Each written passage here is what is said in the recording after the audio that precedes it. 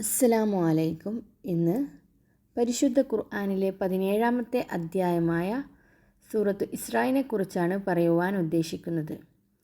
ഇത് 111 ആയത്തുകളാണ്. ഇത് മക്കയിലാണ് അവതരണമായത്.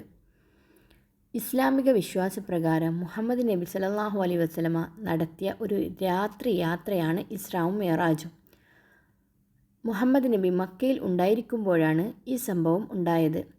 ഇതിൽ മസ്ജിദുൽ ഹറമിൽ നിന്ന് മസ്ജിദുൽ അഖ്സ വരെയുള്ള യാത്രയാണ് ഇസ്രാ, അതായത് രാത്രി പ്രയാണം എന്ന് പറയപ്പെടുന്നത്. അവിടെ നിന്ന് 7 ആകാശങ്ങളടക്കമുള്ള അദൃശ്യ ലോകങ്ങൾ താണ്ടി അള്ളാഹു നിശ്ചയിച്ച പരിധി വരെയുള്ള പ്രയാണത്തെ മിഅ്റാജ് അഥവാ ആകാശാരോഹണമെന്നും പറയപ്പെടുന്നു. ഖുർആനിലെ 17-ാമത്തെ അധ്യായമായ ഇസ്രായിൽ ചില ഹദീസുകളിലും ഈ യാത്രയെക്കുറിച്ച് പരാമർശിച്ചിട്ടുണ്ട്.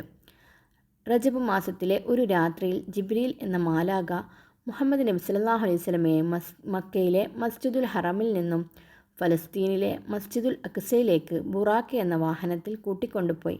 അവിടെ നിന്നും ചില ദൃഷ്ടാന്തങ്ങൾ കാണിക്കാനായി 7 ആകാശങ്ങളും താണ്ടി ഉപരിലോകത്തേക്കെത്തിച്ചു. പൂർവികരായ പ്രവാചകന്മാർ പലരെയും നബി അവിടെ കാണുകയും പിന്നീട് ദൈവസന്നിധിയിൽ എത്തുകയും ചെയ്തു. അവിടെ വെച്ച് നബിക്ക് ലഭിച്ച ചില സുപ്രധാന നിർദ്ദേശങ്ങളിലൊന്നാണ് ഇസ്ലാമിൻ്റെ പഞ്ചസ്തംഭങ്ങളിലൊന്നായ 5 നേരത്തെ നമസ്കാരം.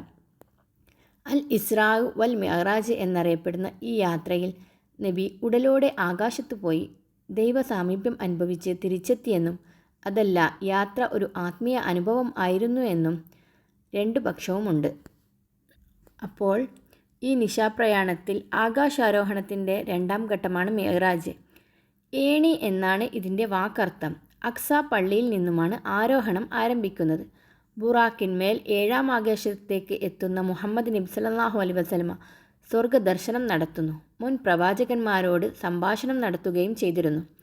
ദൈവസാമീപ്യം അനുഭവിച്ചറിയുന്ന മുഹമ്മദ് നബി സല്ലല്ലാഹു അലൈഹി വസല്ലമയോട് അള്ളാഹു ഇസ്ലാം മതവിശ്വാസികൾക്ക് ദിവസം 50 തവണ പ്രാർത്ഥനാ നമസ്കാരം കൽപ്പിക്കുന്നു. മുൻ പ്രവാചകനായ മൂസാ നബി അലൈഹിസ്സലാമയുടെ ഉപദേശപ്രകാരം മുഹമ്മദ് നബി അലൈഹിസ്സലാം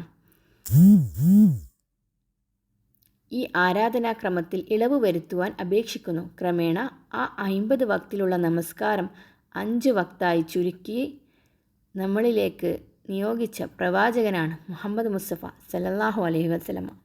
അപ്പോൾ ഈ അധ്യായത്തിലൂടെ നമുക്ക് ഇസ്രാ മിഅ്റാജ് എന്തെന്നുള്ള കാര്യം പൂർണ്ണമായും മനസ്സിലാക്കപ്പെടുന്നതാണ്.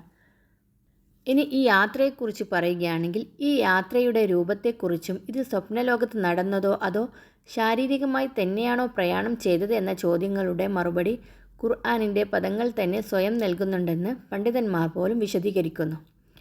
തൻ്റെ ദാസനെ കൊണ്ടുപോയവർ പരിശുദ്ധൻ എന്ന ഖുർആൻ വിവരണം തന്നെ ഇത് വലിയ ഒരു അസാധാരണ സംഭവമാണെന്നും അള്ളാഹുവിൻ്റെ അപാരമായ കഴിവുകൊണ്ട് മാത്രം പ്രകടമായതെന്നും വ്യക്തമാകുന്നു. ഇതൊരു സ്വപ്നത്തിലാണെങ്കിലും ഇതുപോലുള്ള കാര്യങ്ങൾ കാണുകയോ അബോധാവസ്ഥയിലുള്ള വെളിപാടിലൂടെ മനസ്സിലാക്കുകയോ ചെയ്യുന്നതിന് തൻ്റെ അടിമയ്ക്ക് സ്വപ്നം കാണിക്കുകയോ വെളിപാടിലൂടെ കാര്യങ്ങൾ ഗ്രഹിപ്പിക്കുകയോ ചെയ്ത നാഥൻ എല്ലാ വൈകല്യങ്ങളിൽ നിന്നും ദൗർബല്യങ്ങളിൽ നിന്നും പരിശുദ്ധനാണെന്ന് നമുക്ക് ഇത് മുഖേന മനസ്സിലാക്കാം. പിന്നെ ഇതിൽ പറയുന്നത് മനുഷ്യൻ തിന്മയ്ക്ക് വേണ്ടി നന്മയ്ക്ക് വേണ്ടി എന്നതുപോലെ പ്രാർത്ഥിക്കും. എല്ലാവർക്കും അവരുടെ രേഖാഗ്രന്ഥം നൽകപ്പെടുന്നത് തന്നെയാണ്. ക്ഷണികമായ ഈ ലോകത്തെയും പരലോകത്തെയും ആർ ഉദ്ദേശിക്കുന്നുവോ അവർക്കുള്ള നേട്ടങ്ങൾ നിന്റെ റബ്ബിൻ്റെ തീരുമാനങ്ങൾ, അതായത് തൗഹീദും മാതാപിതാക്കളെ അനുസരിക്കലും മറ്റനേകം നിയമോപദേശങ്ങളും, അതുപോലെ ദാരിദ്ര്യം ഭയന്ന് മക്കളെ കൊല്ലരുതെന്ന കാഴ്ചപ്പാടും ഇതിലുണ്ട്. കേൾവിയും കാഴ്ചയും ചോദ്യം ചെയ്യപ്പെടുന്നതാണ്.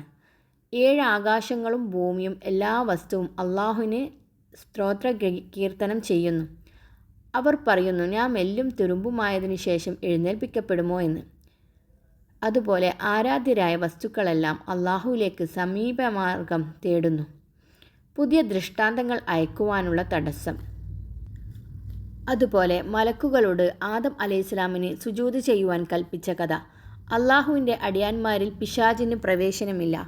എല്ലാവരുടെയും നേതാവ് സഹിതം ഖിയാമത്ത് നാളിൽ വിളിക്കപ്പെടും.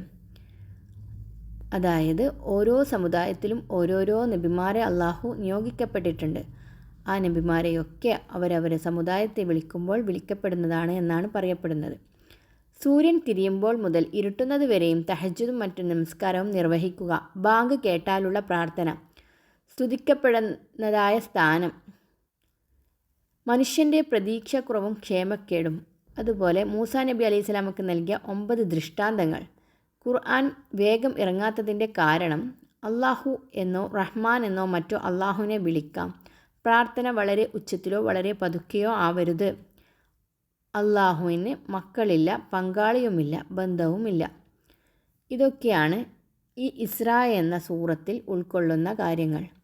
അപ്പോൾ ഇത്രയും കാര്യങ്ങളാണ് സൂറത്തുൽ ഇസ്രായിലൂടെ നമുക്ക് മനസ്സിലാക്കുവാൻ പറ്റുന്നത്.